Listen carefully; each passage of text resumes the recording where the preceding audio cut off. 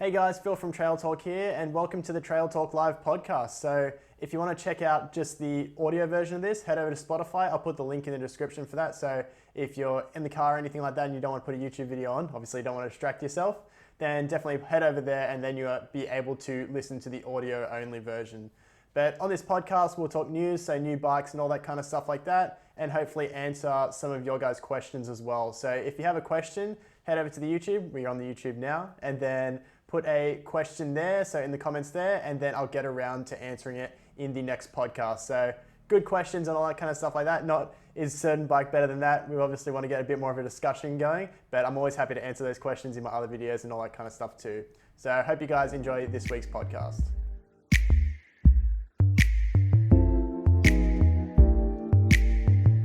So I finally got around to starting a proper podcast. I know the audio probably won't be perfect to start with, still got my lav mic, but we'll definitely look to be getting a proper microphone soon. But I also want to say thank you for 1 million views. We've got 1 million views on the channels now, so that's awesome to see, so absolutely stoked with that. But enough of that kind of stuff like that. Let's get into the more audio stuff, and then if you're on YouTube, I'll put some photos of the stuff that we're talking up about as well, so if you want to follow a bit more on there. So jumping right into the news to start with, we saw Commencal release a lot of their new bikes. So these bikes are absolutely huge. So if you're definitely more of an advanced rider, if you're looking for something to go really fast, then definitely the bike for you. It's going to take a bit more body language to get these bikes to do what you really want to do. But yeah, they're super, super long. So let's get into a bit more of the details. So as I said, they are big bikes, but if you do want to size down, you can definitely do that as well. So the reach on the size large of most of the bikes, the reach of the size medium on most of the bikes are what a normal large would be. So for instance, the reach on my Marin Alpine Trail is 465, and on the Meta TR, the medium is a reach of 465. So getting into the details, so starting with the Meta TR, you've got a whopping reach of 490 millimeters. So that's absolutely ridiculously long. You've got a super, super steep seat angle as well. So it's 78.6 degrees. So really, really steep, which is going to suit a lot more of those kind of steeper climbs. So it's definitely going to be more of a bike that's going to long climb to the top and then descend on the way down. And that's kind of matched with a 64.5 degree head angle. So all that together, you've got a whopping wheelbase of 1256 millimeters on this bad boy. So that's a lot longer than most enduro bikes out there. So that's awesome to see, especially if you are a faster rider. So yeah, it's going to suit really fast trails as well as more advanced riders that are going to be a bit stronger, that can handle a longer wheelbase. But as I said, if you're a normal rider, you can size down and it would feel pretty natural for most people. So moving on to the Meta AM, no surprise here, it's pretty big as well. So pretty much the same geo, just 5 degrees longer in the reach, and then you've got a 1 degree slacker head angle. So pretty similar intentions here. Then you've also got some really good builds on these bikes too. So absolutely killer spec. I really like Commencal. They offer what I like in a bike. So I usually just like a nice burly alloy build and then some really good spec for money. So save a bit of money on the frame and get that kind of alloy stuff, and then you can get absolutely killer spec for the money. So awesome spec for these bikes, and they're really built to, I guess, be privateer bikes. So if you're racing or you just want a bike that's just gonna not let you down and be absolutely burly and got some great spec for the money, they're definitely worth checking out. So there was also a few other bikes that they had that came out. There was the Meta Hardtail AM, I think. That was a really good bike too. Not the most progressive bike in terms of a hardtail, but it was interesting to see. It's pretty good value for money, so it's definitely worth checking out too. And then there was also the Clash as well, which shares pretty much the same geometry as these bikes, so super long, a bit longer than the old one, which is interesting for a more free ride style bike, but it can also double as a enduro bike for 27.5 inch wheel fans. So those other two bikes, the Meta TR as well as the Meta AM, they're both 29ers. And it was interesting to see they've gone to the linkage actuated single pivot like on the other bikes. Kind of a bit of a different layout in terms of where the pivots are, but it's still a linkage actuated single pivot. And then it's gone away from the split pivot. So yeah, it's a single pivot now. So that's really interesting to see. But overall, these bikes look absolutely awesome. If you're looking for something that's really fast and you've got nice fast open trails or fast technical trails, it's definitely going to suit those kind of trails very, very well. So next up in the news, we had a kind of a weird one this week. It was the issue with Calibre and Go Outdoors kind of together, but go into it a bit more. So if you don't know, Calibre's a UK-based brand, offer really great value for money bikes. So the Boss Nut kind of built a cult following because it was kind of under that £1,000 mark, and they had the ride to scheme work, which was under £1,000 and you get subsidized for the bike. And a lot of people took this up and they got a dual suspension bike they could ride on the trails on the weekend and commute to work in the week. I don't know if many people were commuting to work, but you could definitely take advantage of that scheme and get a pretty good value for money mountain bike. They also have the Century Enduro bike as well, which is a really good bike too. I'll stop saying really so much. I've just realized I've caught myself. I'm saying really, and again, it's going to be definitely and really. It's going to be all over again like my old videos.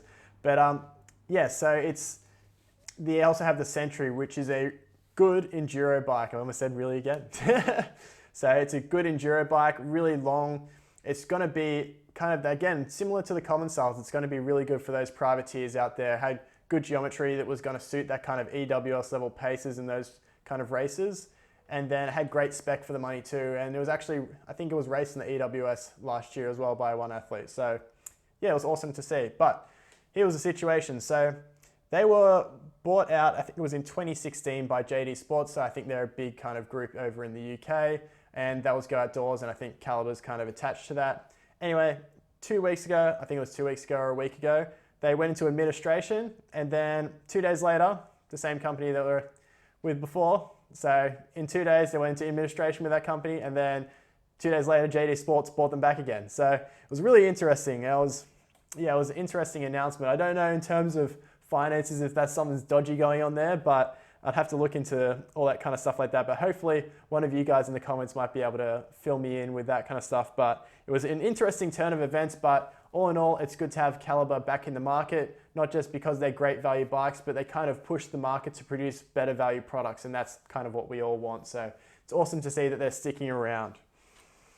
So the next bit of news, we have the new Specialized Epic and Epic Evo. So yeah, this was an interesting move by Specialized, and they're going super progressive with their bikes now, especially starting with the Enduro.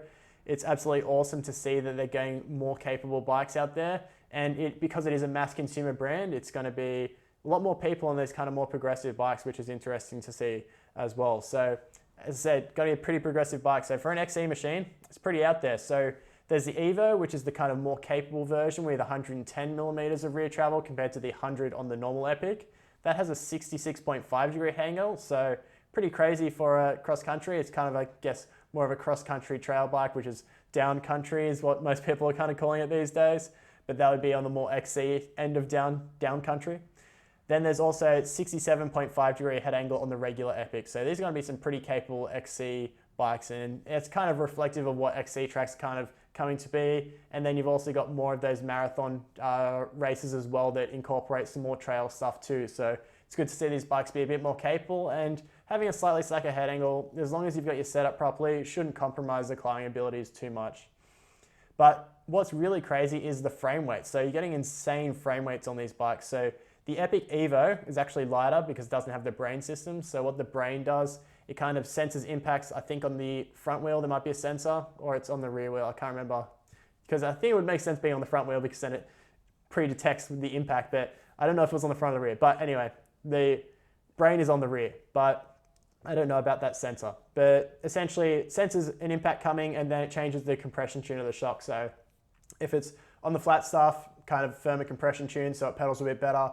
And then when you start to hit more chunky stuff, then the shock opens up and you start to use a bit more travel. So yeah, it's awesome to see. But yeah, for the Evo, it's 1,659 grams for a dual suspension bike, which is absolutely ludicrous. And then, as I said, the Epic, the normal one, is just a bit heavier because of that brain, and that's 1,869 grams. And that's for the S-Works frame. So if you're, I think it was 18 grand Australian dollars, which is, baffles me at how expensive that bike is. But again, people are going to be getting these bikes. They've probably got Moolah or they're sponsored riders. But it's also interesting to know that the non-S-Works frames are only 100 grams heavier. So not too much heavier. So that should be pretty good if you're looking for a real fast XC bike. I think the entry-level one for Australia was around 6,807K, which is very expensive, don't get me wrong, but if you're an XC, professional XC racer, then might be considered good value. But it was kind of weird.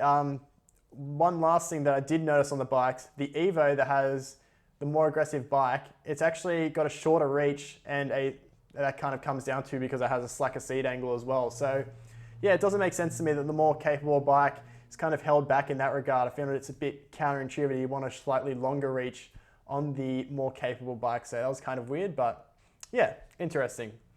On to the next thing, we've got another downcountry bike. The Revel Ranger also came out, and then we also had what was it? There's a transition downcountry bike as well as the new Yeti, and we'll cover those next week because it kind of came out today and I wanted to get a bit more info on it before I kind of mentioned it too much on the podcast. But yeah, so we've got the Revel Ranger. So moving on from the Evo, and again, more of a real downcountry bike, but it's really good to see more of these kind of companies bringing out a more capable bike that you can do a lot more miles on. I think that's going to be appealing to a lot of people, but again, because it's Revel, it's going to be a fair bit more expensive like the Specialized. But what's really good about Revel bikes, they use the CBF platform, so it's actually a Canefield, it's licensed from Canefield, so really interesting stuff for that platform. It pedals very, very well. So this bike has 115 mils of rear suspension, 120 up front, 29-inch wheels, kind of makes sense for this category. Then you've got 67.5 degree head angle, as well as a 75.3 degree seat angle. So I feel like that should serve you pretty damn well if you're looking for it is a more expensive bike, but if you are looking for that kind of more capable trail XC bike, then it would be one that I'd definitely take a look at. So kind of continuing from what I said about the common style bikes earlier, having a really great value for money alloy builds, YT jumped on the bandwagon. They've done this, I think, for a few last year's models, but they've brought out some really great spec alloy models. So you've got a really good spec decoy, so their e-bike, and then you've got the Capra. So as I said, I'm a huge fan of this. So with the YTs, you're getting a Fox 38 on those bikes. So awesome to see the Fox 38 starting to come out on a few new bikes. I think it's probably one of the first kind of that come out since the Fox stuff has come out. And then you've also got the new DHX2 coils on there as well. So yeah, I think that's awesome. And yeah, as I said, I'm not a huge fan of paying extra for carbon. I'd rather get better spec for money with alloy because I'm not too concerned about weight. Then next up, we had the launch of the Santa Cruz 5010. And watching this video, I've never been so hyped to purchase a bike that I'm not gonna buy. It was absolutely an awesome launch video. If you haven't watched it, I won't spoil it too much. Definitely, it's worth checking it out, but it really showed us what this bike's really about. So this 5010 has always been about fun, and I feel like that was really reflected in this video. The thing that was interesting, because the bike is all about fun, I thought they would have continued with the upper link driven shock, because they said on the a few years ago when they brought out the Bronson and 5010 that came out at the same time, the Bronson had the lower link driven and then the 5010 had the upper link driven VPP, and they said the main reason for that, they wanted to keep the 5010 more playful and lively, but it looks like that they've figured something out, or they're just kind of going for a more capable 5010. I'm sure it's still going to be a bit more of a fun bike, but it definitely is a little bit longer and slack than what it used to be, and it's got that lower link driven shock. But I still think it should be a very fun bike if you're looking for that kind of more fun bike, which is kind of a short travel trail bike in a 27.5. So if you're looking for that kind of stuff, then definitely check it out. And then move on to a bit of a rant here. So we saw the new Sram stuff come out. So GX Eagle, X01 and XX1, they brought out some new group sets for those guys. So shock here, they went to a 520% gear range, just had to do the one up on Shimano, and it's now a 10 to 52 tooth drivetrain. So 12 speed, 10 to 52 tooth cassette. But here's what's so stupid. When Shimano had their 11 speed drivetrains, everyone complained that there was the 36 to the 46 tooth jump. It shifted terribly. It was just hard to get a good cadence between those two gears. The jump was too big. And Sram has gone ahead and done the exact same thing with a 42 to 52 tooth jump, which absolutely baffles me. I don't know why they did it. I feel like it was just more of a marketing ploy because it's pretty much almost virtually the same. They've just kind of changed the range and messed around with a few other things, but it doesn't seem like it's that special to me. It just seems like it was a marketing ploy to get some more drivetrains out there with a little bit extra range. It didn't seem like true development to me, but as I said, if you're a Sram fan, you're going to like it. If you're not, then you're not. Okay, so moving on to some questions now. And as I said, if you want to submit a question to me to answer on the podcast, head over to the YouTube and then put a question in the comments there, and then I'll get around to answering it in the next week's podcast. So especially kind of questions that are a bit more broader that we can kind of have a good discussion about, especially you guys can discuss as well. I think it would be definitely worthwhile. So send those through and then I'll get around to answering that in the next podcast. But the first question we've got is from Marty Richards. So he's a long-time viewer of the channel and always comments, so I really appreciate it. But he asked a very, very good question. And he asks, will 2021 bikes be more expensive than past years? So I'm going to tie this into kind of the state of the industry in general and kind of have a bit more of a discussion about that. But I think you kind of need to look at it in that broader picture to kind of get an understanding of what the prices will be like. So I've got some notes here. Sorry if I don't look at you, but we'll kind of go through these a bit more now. So as we've seen, prices have gone pretty crazy with the whole situation that's happened. It's a big fit, mainly down to supply and demand, but we'll go into it a bit more. So starting with when it all started, a lot of the factories closed down for a bit, and that really messed with supply. So obviously when demands, we'll start with, we have low supply. I'll get into the demand later, but it's supply and demand. So we had really low supply.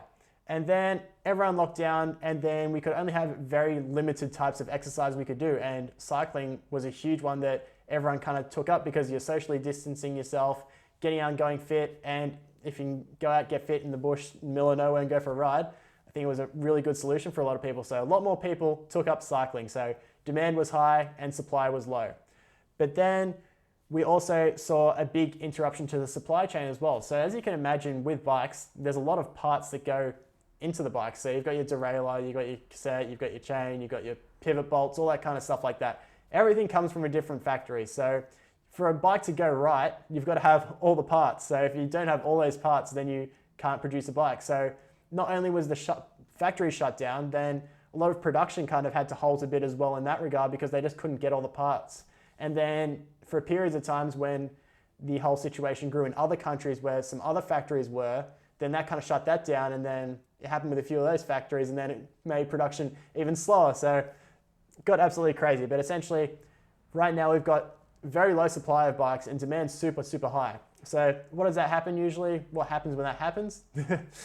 You get really high prices. So bike shops, they didn't have a lot of bikes, and they could sell those bikes at a higher price because they kind of had to, because there was limited supply and they could get away with it. And as a business, you would probably do the same. But so as you can understand, a lot of these bikes are pretty much sold out now. So you're probably not going to see a lot of the bikes kind of start to be in higher stock towards the end of the year. And we're going to start seeing a bit more of the 2021 bikes coming out. So you're not going to see a huge restock of 2020 bikes. It's going to be mainly new bikes for 2021. And they should be coming around September, October, towards the end of the year. So let's move into the situation. Will they be more expensive? And will demand stay high? So personally, I feel like demand's probably going to stay high for bikes, mainly because Christmas time is the busiest time for bike shops in the year. When I used to work in a bike shop, probably 3/4 of the profit was coming from those kind of Christmas months, so November, October, if not more profits. It was ridiculous. That kind of time was so busy, and then halfway through the year might actually be losing money. So we won't go too much into that, but you can imagine it's the busiest time of the year for a bike shop. Presents for everyone, everyone's getting bikes and all that kind of stuff for Christmas. It's a Christmas classic. But so I still feel like demand's got to be high in that regard. Number two, there's a lot of people that have pre-ordered bikes from when it was obviously demand was super, super high. And then the last thing, you've got, I think as a sport, it's grown massively because of this situation. I think a lot more people are going to stay with the sport and a lot more people are going to get into it. Their friends are getting into it. And it just makes sense. It's a really good way to socially distance, and it's a fun sport to kind of get into. So I still think demand's going to be pretty high. So my gut says it's going to be, prices are still going to be pretty high until I guess the supply can really keep up with this new demand. But saying that, the bike industry is very, very competitive and everyone kind of wants to stay on top. But as an industry, I feel like prices are just going to be a little bit more. The RRP might stay the same, but I feel like a lot of bike shops will probably keep their prices a little bit higher just to kind of get a bit more in terms of get a bit more cash. But I feel like it's just to kind of stay on top of the supply and kind of manage things that way. But I still think bikes going to sell out. People are happy to pay the extra bit of money at the moment. So yeah, I feel like they might be a little bit more expensive than last year. So moving on to, I hope that answered your question. Bit complicated, but I think it makes sense. So the next question comes from Jack Charlesworth.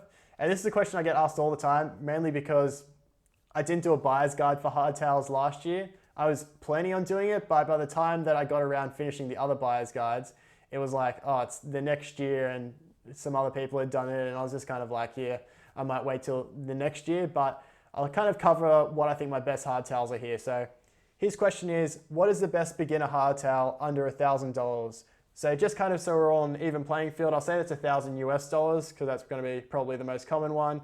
And then that's 1,500 Australian dollars and 800 pounds. So yeah, so as I said, I get asked this question a fair bit, and there's kind of two ways that you can go with this. So when I was always working in a bike shop, so tying it back to that, if you haven't watched the Working in a Bike Shop skit, definitely check that out as well. It's on the channel, but I thought that was funny. But yeah, so when people came in, there was obviously people that were going to take it seriously and probably progress in the sport a fair bit. So they were happy to probably spend a little bit more.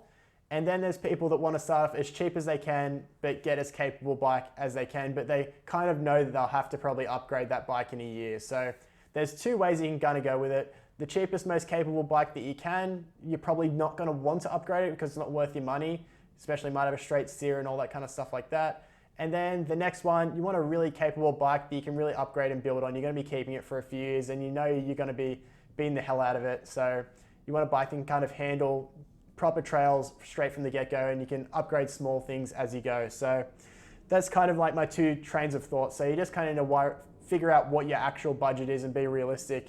And then kind of as you go, if you've got kind of that more expensive end, as you go, you can upgrade it. But if you really only have a small amount of money that you can kind of work with, then it's better off just to get something cheap and then save up over the next year for a more capable bike. So on that kind of more cheaper end, we're not too concerned about having a straight steer, a quick release and all that kind of stuff like that. And two bikes really stand out for me. So the first is the Marin Bobcat Trail. And this bike probably has the best geometry in the category of a more affordable bike. So it does have a straight steerer and quick release dropouts, but it is a really capable, the geometry is really, really capable. And the frame, it's a pretty strong frame and it's going to be pretty lightweight given the price as well. So you've got a 67-degree head angle, which is really good on these bikes. You'll find that a lot more of these entry-level hardtails are tailored more towards XC, where the Bobcat Trail is more tailored towards that trail segment. So it will be a bit more capable and give a lot more confidence to people entering the sport as opposed to a more twitchy, short cross-country bike. So you've got that 67-degree head angle. You've got a 74.5-degree seat angle, which is good too. It's also, should note as well with hardtails, because the fork's the only part that sags, your seat angle will get a little bit steeper when you're climbing on these bikes. So the 74.5 is static, so you might get a little bit steeper when you're on the bike as well. And then the reach is 465. As I said, when it sags, it's going to get a little bit longer with the reach as well, because that's how it works. So that's a really great bike. Then moving on to the Vetus Nucleus. And this is one hardtail of the year in its price category so many years in a row. It's an absolute banger of a bike for the money. So again, 67-degree head angle, 450mm reach, so a bit shorter on the size large. And that's in the 29er version. But what's crazy on this bike is the spec that you're getting for the money. So you also do get a tapered head tube, and then you've got an air fork on it as well. So that's absolutely really impressive with this bike. And again, I wouldn't probably upgrade this bike if I got it, but you've got that air fork in there with the tapered steerer too. So it kind of, you're going to have a bit more stable front end, which is going to give you a bit more confidence. And it's just going to be more composed over the rough stuff, which is really good on these entry-level bikes. So now moving on to bikes that we can kind of upgrade a bit. I'll go through a few bikes here as well. So again, sorry if I'm not looking too much, but then we want all the goodies on these bikes. So we want the tapered head tube, we want through axles instead of quick releases, we want decent geometry, we want all those bells and whistles on these bikes, and preferably tubeless ready as well. So yeah, and dropper post compatibility, that's a huge one too. So starting with the Marin San Quentin, and this is a true kind of hardcore hardtail. So if you're looking for a more capable hardtail, definitely not on the XE spectrum, but it still is going to be pretty efficient compared to more dual suspension bikes with this geometry, but it is something to note. So you've got a 65-degree head angle, so that's absolutely awesome. Super steep seat angle at 75 degrees as well, and then you've got a generous reach at 464mm too. So that's going to be an awesome bike. So if you're looking for something a bit more capable, I'd definitely check that one out. And it comes in 3 different models as well to suit all your price points too. So check that one out if you're looking for a really capable bike to start on. The next is the Vita Sentia, which has probably the best spec for money out of any bike I've seen at this price point. So you get air fork, trail ready. You've got some really good tires on there. Which is tubeless as well. You've got air fork, 1x drivetrain, and that's got some good modern trail geometry in there as well. So 66.5 degree head angle in the 29er, which is awesome to see. My other main pick, so with these these are my three main picks, and then we'll go into a few more a bit later, but this is probably my favorite. I really like the look on this frame. So it's the Wraggley Big Owl. So what I like, you've got really good tires that are tubeless ready, and the rims are tubeless too. So 3C Max Terra DHF and DHR, awesome tires. 1x drivetrain. You got a RockShox Recon, which is 140 millimeters, which is awesome to see. So it's going to be really capable for you. And the GA is dialed to 65.5 degree head angle, 75 seat angle, and then you've also got a 460 millimeter large on the size large. So yeah, awesome bike. So if you're looking for a more capable hardtail, check those ones out, and they're great platforms to build on if you're going to be riding it for a couple of years. So, and another thing that's good on all these bikes, the cockpits and all that kind of stuff styled too. So wide bars, short stem, all that kind of stuff. And then we've got some other bikes too. So you've got some options from Diamondback. They're a little bit shorter in terms of reach, but they're great options if you're looking for something cool. Then from REI in the US, you've got the Co-op Dirt. I think the 2.1 is where they start with the through axles. Check that one out. That one's absolutely killer spec, and then it's decently long in the reach too. And then the Nuke Proof Spout's always a great option too. And there's a few more out there, but those are kind of the main ones that I kind of recommend in these kind of price points. So yeah, they're bikes that you can really progress on and build into mountain biking. They aren't going to really let you down. So that's pretty much it for me. As I said earlier, if you do want to just listen to the audio version, I'll put the link to Spotify in the description, and that way you can just listen to the podcast in the car or something like that, or if you're in the gym or any kind of thing like that, if you want to have a listen without watching the video. And then also, if you have any questions, leave them in the questions on the YouTube channel, and I'll get around to answering those for the next podcast. And that's pretty much it for me for this week. So hope you guys enjoyed the podcast. See ya.